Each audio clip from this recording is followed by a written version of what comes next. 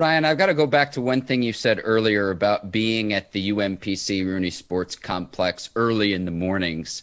You know, you'd see Ike there. In the book, you talk about seeing Coach Tomlin there.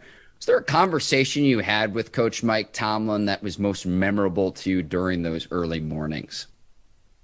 We had so many, memorable conversations, and I could tell you, my rookie year when I when I got drafted. So most guys when they get drafted, they have to like earn their starting spot, and so I remember we looked at the depth chart, and I looked at the depth chart. It was like, yeah, the starting linebacker and he's calling the plays is Ryan. And I'm like, I don't even know the plays. How am I calling the plays? So but so I had to start going in there early and start learning things.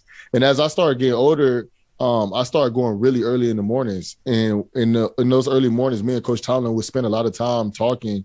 And it was more about just where he's seen the defense. And one of the things that was really memorable to me from Coach Tomlin was like, hey, Ryan, you're a good enough player, and you call the offense. Basically, you call the defense. Basically, you're like Ben out there on field. And he said, and I told him, like, these are my goals.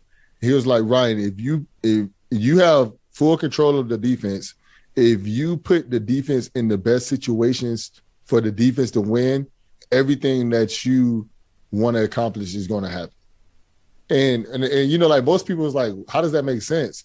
But to me, it really made me think about, like, coaches like Ryan, if you really think about your teammates and just think about putting all of them in position to make plays, like, your plays are going to come.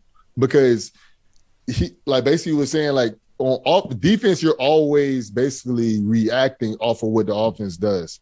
So I have to react and put my teammates in situations, that I feel like they can win. Like, I remember it was one time Bud Dupree was guarding Tyreek Hill.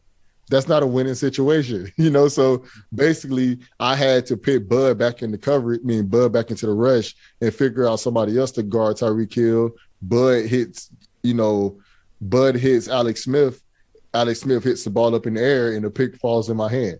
So it's just like little things like that. Coach always told me, try to put your teammates in good position, and your plays will come. But then he also just told me, Ryan, like, it came to film. So many people, when they watch film, they stop the film. And I could tell you this too. They stop the film when they're watching it. And Coach Tomlin just let it flow. And he was like, Ryan, like, you will notice when something important pops up to you if you just let it flow. And I was like, man, how does that make sense? But then I started doing it, and then you start seeing who's the playmakers, what are things they're constantly doing on a consistent basis. And it really just made me get in a position to start making plays, but also just deal with the situation that's presented itself, because you don't get to pause your life.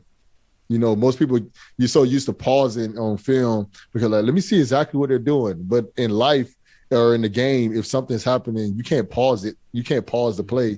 You have to react and adjust on what you see in that moment. And that's some of the biggest things that I kind of learned from Coach.